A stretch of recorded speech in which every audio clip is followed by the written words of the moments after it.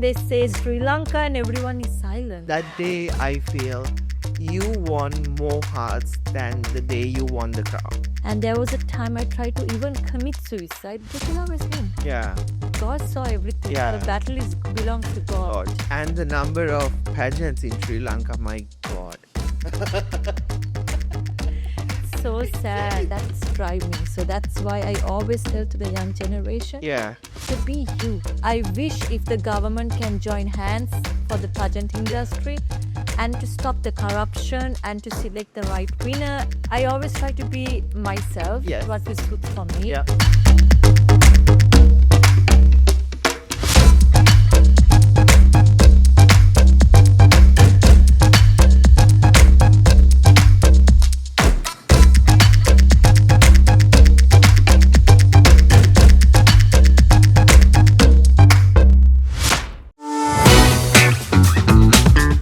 Sometimes beauty comes with a crown, and sometimes it comes from the courage to take that crown off. From winning titles to facing backlash, from red carpets to rebuilding her truth, Caroline has turned adversity into advocacy and glamour into strength. This episode is about beauty without compromise, fashion without apology, and a woman who chose purpose over pageantry.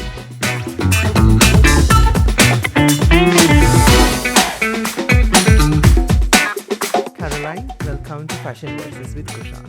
Thank you for having me. Yes. So, Caroline, now let's start with, for the people, for the viewers, who knows you as the Mrs. World. From then to now, it has been how many years now? Nearly 2019, I won the crown. 2019, so nearly 6 years. Yes. So within that 6 years, what has been the journey of Caroline Jurie, and who is Caroline Jurie today? Okay, so 2019, I was Mrs. World. Yes. And then 2022, I was former Mrs. World. Yes. So there was a process that I went through up and down. Yeah. And now I would say I'm an entrepreneur. Yes. So life has changed, Caroline. The way I expected to be, Yes. it was not the same. True. Totally, it's a 360 change. I would True. say. Very true. Very true. So Yeah. But it came with bravery. I mean, you at that stage of your life would have taken the easy path easily, but you stood for the right thing, and whatever happened that day, it shows bravery, and I have the utmost respect for you. Thank you. For that. Thank you. Because choosing the easy thing is the easy option for many people in life, but going against it in your power of will and without thinking the backlash, especially on the day and age of social media that we are living in, and the authorities of power, you should have... I don't even have words to explain the emotional journey from that day. But for me, it's just courage. And for me, it's just such an inspiration to just choosing the right thing. And you just gave a very strong message that day. Thank you so much. Yeah. So what makes me more stronger is to believe in myself. Yeah. And one thing I learned through this journey is to surround yourself with positive energy and not living in people's opinion. Yes. So that's the main reason gave me strength to move forward in life. Yeah. So whatever I face through my journey, ups and downs, it's not an easy path. No. It's not easy, but what I always believe is shortcut is temporary. True. But if you take the correct path, it's tough, but it's steady. It's a long-term journey. Yes. And as I always believe, we have to give back to the society. Yes. Coming from a humble background, gone through a lot in life. So I know, like, one thing, what I've been brought up, I've learned is to stand for justice, no matter what happens. Yes. And there's a God above, so it will always win. It's a matter of time. Yeah. So, I mean, that day I feel you won more hearts than the day you won the crown. Thank you. So Yeah. it means a lot to me. Thank you. Yeah. So, talking about entrepreneurship now, what kind of entrepreneurship are you in? Would you like to share some details on it? Okay, so I never thought of being an entrepreneur. Yeah. So during that incident happened, I lost everything, the brand ambassadorships, everything. So I was a brand ambassador for like well-known brands, Yeah. And then I went, during that incident happened, I was on my way going back home. Then I saw a massive billboard. When I was a brand ambassador, they put that. So every time when we pass my daughter, you say, Mama, But after that incident, immediately, overnight, they took it off. Yeah. And that hit me so badly. True. And then I thought, you know what? I will create my own brand. And I will, for my brand, I will make sure I will give other people opportunities. True. And that's how I became entrepreneur. So that is where only I decided to create my own brand. Yeah. Which is right now I do have empowerment brand as well, Jata. During lockdown period. Yeah. So I actually, after 35 years, I enjoyed the rain only for 4 months. And then after that, lockdown hit. Corona happened. So all my international tours got cancelled. And then on and off, I got an amazing team who was working with me during that time. Yeah. So on and off, we had meetings over online. Yeah. Then when they lift the curfew, then we go and meet physically. So then I met a young, talented guy who was working with me. He was wearing a headscarf. Okay. And then I asked him, what is it? And he said, you feel it's something special or something like, I don't want to use the word weird to see a guy is wearing a headscarf in Sri Lanka. Yeah. And then he said that his loved one is going through cancer. And because of that only, he's empowering her to fight the battle. Yeah. And it was a brilliant idea. He was like, wow, why don't we create a brand? Yeah. And that is how my brand called Jata, Yeah. where we unbrand cancer and we empower people who are bravely fighting cancer. And we have gone to fashion shows and even the advertising agencies have come. They have joined hands with us and they are done a brilliant Young Lions videos. So it's a small idea that we had, but it's about the teamwork and team spirit and believing each another. And after that, I got into I do have my own salon, Esoteric by Caroline Jurie, where we do lashes, microblading, uplift, lash lifting. Yeah. And the fashion show is coming up this month, Equality Life Without Labors. So I feel very much interesting or very much empowering to see giving platforms to others, upcoming generations. And giving that chance. So if that incident had happened, I don't think I'll be who I am today. True, very true. So reeling into it, you said instead of like when your billboard came down, it hit you really hard. Yeah. So that incident for a normal person, for any kind of person, even me, would have been easily a step towards the depressing part of life.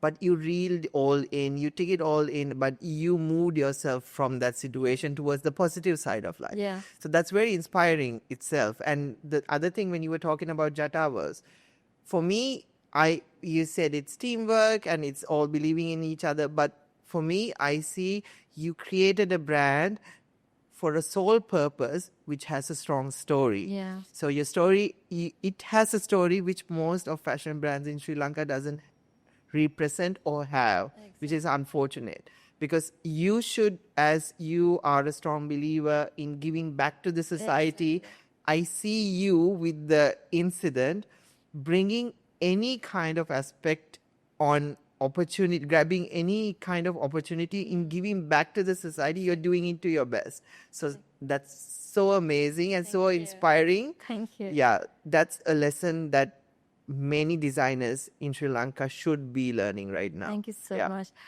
Also, I believe that for me to go through negative comments during that time, I could have, like you said, I could have gone through the depression side. True.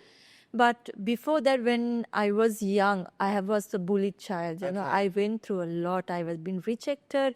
I have been bullied from a very young age, and especially from school. I hated school, you know, because always when I go, they be compared. I was very skinny and not I would say, not pretty like this, but worse, So they always used to pick me. So from the very age, I have been rejected, and I was only good for playing netball. Then I got selected for the Sri Lankan national netball club because of my height and everything. But unfortunately, I got dengue. My blood count came to 5,000, and then I have to stop immediately.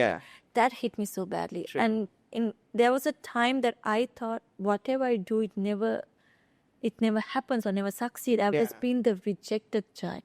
And there was a time I tried to even commit suicide because, because I wanted the society to accept me. Or I want the society to give me opportunities.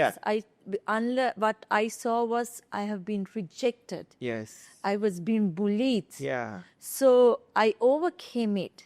So because of that, the incident what I faced when I was a child, when this thing happened, it was like nothing. Because you have already had I have strength. Gone through. I have been strength.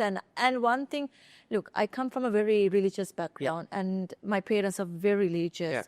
And one thing from the day when we were small, like our parents used to always say was, keep God first, stand for what is right, stand for truth, stand for justice. Truth will always win. It's a matter of time. God will give you the strength. So it has been always navigated in myself. It's like in me. So during that incident happened, I was so relaxed and chill. I was like, truth will always win. God saw everything. The battle belongs to God. And I was like so relaxed, and I had definitely my husband was a great strength. My parents, my mother in grace, they had, and my brothers, especially my brother Lindsay. So he was very much, they come and prayed, they had prayers. My father could not take it because any parents, they can't go through it. But my mom was very strong. She was like, my daughter stood for right. So truth will always win. So that gave me strength also, mainly. And that's the time I realized, you know what? You need to surround with positive energy friends. When you're down, you will realize who is your true friends. And when you achieve in your life, you will not know who is your true friend, because some they come for the fame or some they come for the achievement. But when you're down, that is where you will know who is with you. So because of my past history, the child has been bullied and overcame it and won a world title, gave me the strength to be who I am. So that's drive me. So that's why I always tell to the young generation to be you. Don't try to change. Don't run after fame. It's a matter of time. Slow and steady. This is what I always believe. So when you look back now, for the Caroline Jurie who tried to, who was not accepted by society back then, as you said. So what do you feel like it was just a matter of time? And that was just the age. I would say, yes, it's a matter of time. And I sometimes feel like God prepared me. Prepared you? Oh, yes. He prepared me for what's coming. Come. Because he sees more than us. Exactly. If I didn't go through what I went through when I was young, I will not know how will I face, because the entire world spoke about me. And I lost everything. Everything. So I cannot go in details because of the court cases going on. But one day it will come out. But that's, I strongly believe. But for me to be who I am, because the journey, what I went through, the rejection, the struggles, where I came from, a humble background, made me to be strong who I am today. But just to conclude that part of the life story, for me, I did not know you like till recently. But then when I saw you winning the title that night, I was in Hong Kong in an airport, going back to Melbourne, and I just jumped up and down overjoy. The pride I felt. But honestly, I felt more pride when you took off the crown. I did. So much. So that comes from my heart. Thank you. So just let's take that part out completely. So then let's talk about No, I had one more question. When the crown was won to you that night, when you won, what was your first thought? I was shocked because my journey to Mrs. World, it was not easy path. So like I have said couple of times in the interview, my visa got rejected. My husband could not come. I have to go by myself for the very first time. I didn't have a makeup artist. I have to go by myself. And I wore a 5,000 worth of material, the dress. Okay. And since we live in USA, and you know the glam of the country, and Elvis Presley perform on that stage, and competing with 56 or 59 contestants with their outfit and my outfit with the 5,000 worth of material, right? How does it look? It was always mentally battle that I went through. So that morning I just knelt down. I said, God, I have done my part. Give me strength to fight this battle. And I know one thing, when I come back to this room, I will come with happy tears. I don't know if I win the crown or not, but I know I will come with happy tears. And then on that stage, before I entered, we can see the crowd, right? Cheering because it's Mrs. So when I saw the other contestants, parents, families, spouse, children, gracing the flag, and there was no one for me. There was no Sri Lankan flag. There was no one to like to say, come on, Sri Lanka. There was no one. And I was like almost going to cry. And I remember behind me there was Switzerland contestant, if I want to mistake. She tapped me and she said, you come all the way, don't give up. That word hit me so badly and strengthened me mentally. Because if you're mentally down, you will not be able to physically perform. But that word really hit me and strengthened me so bad. I was like, and when you're wearing makeup, you can't cry because your look is important. And I was like, oh my God, Jesus, please. And they said, thank you. I just said thank you. And that word gave me the strength.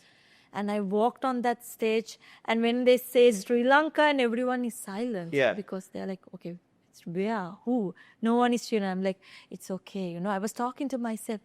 And then when I won, when they mentioned Sri Lanka, it was like a silent heart attack. Never expected. And all of a sudden, everyone is cheering. And I was like, that whole night I didn't sleep. I was just watching the crown. I was just looking. And I was thinking, did I won actually? I just said the prayer that I don't mind. I pray to God, I know one thing, I will not cry with sadness. I will come with happy tears. And this is what you gave me. And I was like, oh, did I really won? It took me 1 month to realize that I really won the title. Wow. So it's just like a dream. Yes. It's just like a dream. I heard a similar story when Shushmita was asked the day that she was crowned Miss Universe, because she had a very interesting story herself. So this all like very parallel. So I feel like it's destiny to have similar stories for icons. Thank you so much. And then talking about your journey now, what do you feel that should be changed in beauty pageantry and beauty standards compared to the world and in our country? Right people need to take over. Because a simple example I give you, like if you're a cricket coach, because I'm bringing up cricket because Sri Lanka well-known cricket, right? You get the person or the coach who have been in the field, who have practiced, who have known the rules and regulations. You choose the right one to coach, right? So same goes to pageant. You need the right people to do a pageant. Because pageant is a powerful industry. It is. And it's not just the beauty. No. It's beyond that. That's where people are mistaken. Exactly. It's beyond that. Because you become a voice. I am humble enough to get this title, and today I am who I am. And because of my title, people know who I am. And people will listen to me. And there is a lot you can give back to the society. So looking back and seeing the pageant industry, devastating. It's heartbreaking to see how much they are destroying the pageant industry, because when you compare A good example I always take is India. Yes. Our name. Today, where they are. Yeah. They won all the massive 4 categories of world titles. Yes. If they can do it, why not us? Yeah. In Sri Lanka, we have won only 2 world titles. Yeah. Rosie Senanayake and myself. Yeah. And then we have Miss Universe top 6. Yeah. That's it. True. And then in 1980, if I'm not mistaken, 3rd runner-up. Yeah. At that time, Ceylon. Yeah. And that's it. Yeah. But how come if India can win, why not us? Yeah. And there is a lot to change. Yeah. And now I feel like people are earning money from that. Like, True. You can buy a crown. There's nothing wrong, you nominate. Yeah. It's your freedom. True. But if you're having a pageant, if you're having a contestant, if you're having auditions, each and everyone needs to have an equal opportunity on that stage. Yeah. Selecting the right winner, selecting the right contestant to compete. Yeah. And right judging panel and audit firm. There's nothing here. Nothing. Now it's just like I have been to some of them at the early stage, and it's just like in front of your eyes, the actual winner just get defeated. Exactly. Yeah, it's never the correct decision on the correct platform. Never. That's why we lack opportunities in the world stage. Exactly, because I always believe we Sri Lankan, we can compete on any world stage. It's about choosing the right winner. Yeah. And supporting them. Yeah. National director duties, not just the final local pageant. Yeah. It's he or she's duties until the world stage, until the world pageant finish, providing everything for the contestant. Yeah. Now, in my case, I have to do all by myself. Yeah. I didn't have no support. Anyone, no one was there. I was blessed enough. A foreign judge, Alice Lee. Yeah. She picked me because there was a rumor they were supposed to give to an actress or there was a rumor like that. Yeah. But because of Alice, I was being selected. Yeah. So just imagine why we need to get a foreign judge to select a winner. Yeah. And we need to put right people. And also this is benefiting Sri Lankan tourism as well. It is. It's a massive thing. I don't know why people see it. For an example, if you take the largest pageant, if Miss Universe or Miss World, one crown, but 175 contestants are coming on that world crown to world stage to compete on that one crown. Just imagine if you do it in Sri Lanka. Yes. How many contestants? Yeah. Per contestant, there'll be like minimum 5 or 6. Yeah. And then how much more we can promote our country. Yes. So I would say I wish if the government can join hands for the pageant industry and to stop the corruption and to select the right winner. And because whoever they are going, maybe it can be an innocent girl. Yeah. Or maybe she doesn't know what to do because when how to handle herself. Yes. So safety side. And also when she or he goes to a world stage, they are not calling by their name. True. They're calling by the country, Sri Lanka. Yeah. So it's the government duty also Yeah. to be a part of it and put right people involved. True. Right people need to run the industry. Yeah. This is what I strongly believe. And that is why I see a massive fail, and why we don't have world crowns, because right people are not getting. It's just typically what they're doing is they are selling the crowns, or they are earning, or they get from the contestants. Yeah. They fill their pockets, that's it. They don't see future. And the number of pageants in Sri Lanka, my God. It's so sad. It's so sad. Whenever I watch, I'm like so heartbreaking. And like sometimes tells my husband, like, why like this? We talk, and he's like, they don't give chance for the right people to come in the industry, and we can change. We can change. It's about choosing the right people. Yeah. And right people need to run this industry. Okay. So when it comes to your fashion sense, what do you feel that Caroline Jurie's fashion sense is? What do you say? What Caroline Jurie's fashion sense is? I don't have particularly something. So I goes as like, I always try to be myself. Yes. What suits for me. Yeah. Which I am open for everything. I would say I'm an open book for like glam. If it's a glam, I wear glam. If it's a casual. Yeah. Office wear, or formal. So fashion, I see beyond that. Yeah. There is no full stop in it. Yes. You can beautify it. Yeah. So, and it's about how you carry it. True. That brings the beauty. You can wear the most glamorous or most luxurious dress, but if you don't know how to present it, that's it. It comes with the attitude, right? I would say, Yeah. So for me, I think whatever you wear, it empowers you. Oh, You have that thank you. empowerment kind of thing. Thank you. Very straight shoulders, powerful shoulder silhouette. So I think your style statement would be empowering. Okay. Yeah. Thank you. Okay. And then let's talk about the beauty standards and how it should shift in worldwide. As you say, like the Victoria's Secret example, like they used to use only skinny models on their runways. But that had a big backlash on them. And then because they are not open for diversity. Exactly. So where is the inclusion part of the brand, being such a global brand? But now, after the backlash, they chose to work with different skin complexions, body types, and now after bringing the inclusion part, they're slightly building up their brand again.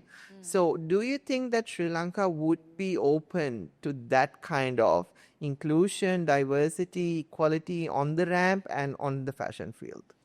Completely, yes. Yes. And this is where I came on board as well, because a young talented guy, Dasun, Yes. when he proposed me about this equality fashion show, and he wanted me to be a part as an advocate and mentor for those children, I immediately said yes. Yeah. Because I strongly believe, yes, these children needs an opportunity. Yes.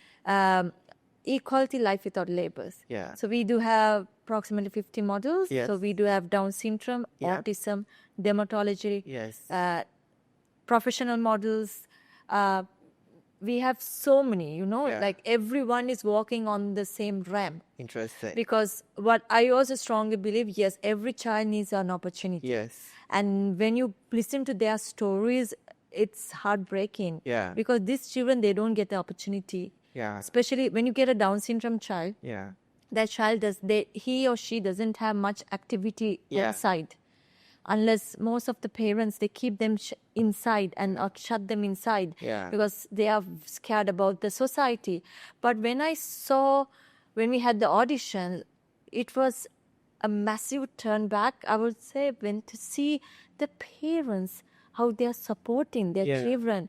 And we had so many parents coming to us and thanking us for giving the opportunity for these children. Yeah. And it brought me back to think, okay, like-minded. Look, parents also want people to give opportunity for these children. Yes. And it gave us the strength. The entire equality team, I would thank them for believing in this purpose and giving these children opportunity. Yeah. And I strongly believe, yes, a fashion platform needs to it belongs to everyone. True. Because that gives the confidence, it gives the strength, it gives you to believe in yourself and to love yourself. Yeah. You don't have to compare. Yeah. Because 99%, most of them, that moment when they compare with others, then they fall into depression. Yeah. Then they give up their life. Yeah. So which is, young children are battling it. Yeah. There is a lot, we hear sad stories. Yeah. Like these days, this young generation, they're giving up their life. True. So why? And with the social media thing blowing up all over, that's having a very negative impact on the younger generation Exactly. these days. It's how you take social media as well. There is plus point and negative point as well. But end of the day, you need to control social media. You should not let the social media to control you. True. I think that needs to be much more educated for these children. And we are living in a social media world very fast. True. Can do this. So it is a plus point as well. The word will be spread. Like now, for example, we're having this interview. Yes. So once you wear it, people will get to know about. People we can learn about. Yes. So there are positive and negative things as well. True. It's a matter about you need to take the charge and you need to control it. Control it, that's true. And then one of my last two questions. Mm-hmm. When we talk about the inclusivity, exclusivity and equality part, because I have been taught when I was studying designing to design for disabled people. I do not want to use that word, but that was the word used for disabled people, mentally and physically, and then how we as designers should incorporate equality into our design. especially also in Paris, recently we did a project where we used to work with refugees and bring in their expertise into our designing collections and stuff like that. So that was a really different insight for me as a designer. Do you feel that, but still, when I was in Sri Lanka, I used to design not only for the just size 6 or size 8 models. My design range had a different size of body images and skin complexions, including different ages of women. So do you feel that Sri Lankan designers lack that knowledge of designing for different kind of body images and including exclusivity into their designing as a brand? Now, designing part knowledge, you know better than me, I would say. I think that question we like to. Yeah. But I see a lot of young, talented designers. You know, they are very talented, and they think beyond that. I would say these right designers need to come out. Yeah. They have that thing, and obviously, yes, it's not just the copy pasting. It's not about that. Yes, no. You know? Yeah. You need to have a meaningful purpose. Sure. You need to study about Yes. it, and you need to know what is the trend. What is the we need to match to the world. Yeah. That's the most thing. Yeah. And I would say yes, there's a lot we have to catch up with the world. Sure. It's not that we need to go to a fancy university or study. Fashion is a medium that can be self-studied. Exactly. Because it's on social media, and whenever something happens in the corner of the world, we get it by the fingertip. We get it by a second. So, YouTube, you can learn. You just type what you want. You just get it. Most of the things, that's what I also do. I personally learn. I watch YouTube and go do research. I think we need to take time to study and do research. True. Not rushing for a output, you know. That's the most important thing. Taking time and studying about it and doing a proper research. That needs to be there. Okay. Very interesting insight. So again, rolling back into education. That's why I'm trying to give a strong voice through the podcast, because anyone can be successful in any field. And actually, you need to be in Sri Lanka, and there's a lot you can do for the Sri Lankan design, because we are so proud as a Sri Lanka to see how you have taken your Sri Lanka flag to the world stage. Yeah. And working on top brands and everything, your insight, there's a lot Sri Lankan designer needs to learn from you.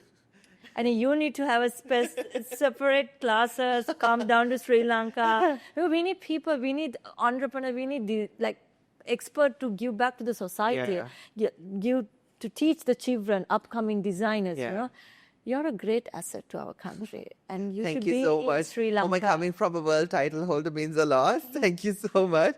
For me, I would like to say my end goal is becoming a lecturer. So that's why I'm doing. So that's why I'm doing my masters, and then I'm planning to do my PhD in fashion in New York. Very good. Wow, well, the best, and definitely. The children are very blessed to learn from you. So there's a lot they will learn from you. Oh, thank you so much. All the best in whatever you plan. Thank you. And my last question. When I invited you, I did not know you. Yes. And we got to know while we were talking. And I got to know you more while we were talking, but we had a small chit-chat over the phone. What made you say yes to coming to the program? And what did you think about our conversation today? Chula contacted me, and then she told about you, gave a background about you. Yeah. And I was like, yes, why not? Okay. Because we need to support one another. You're doing this for a great cause. Yeah. And for your project. And why not? I said, yes, definitely I'm coming. Because I always believe you need to support one another. True. That's the main thing. It doesn't matter which background. It doesn't matter which field you come. Yeah. Because I am so proud when you take the flag to the world stage, because we are in the same country. Yeah. So that's the thing I said immediately, yes. Yeah. Yes. And I love the show. Oh, thank you. So I don't think that it will be an issue, because I can say it. By the time this airs, it will be finished happening. So I am designing my first Cannes outfit this 13th. So Congratulations. So when I'm flying to France, I'm taking the outfit with me, and she's walking the red carpet. Who is she? She's a French film director. Wow. Yeah, she connected me over the social media. Congratulations. So yeah, that was one of my top 2 bucket lists. One obviously being the Oscars. And you're the first Sri Lankan designer to design for cats. All the rest, we are so proud. We are so proud. So thank you so very more. Thank you so much.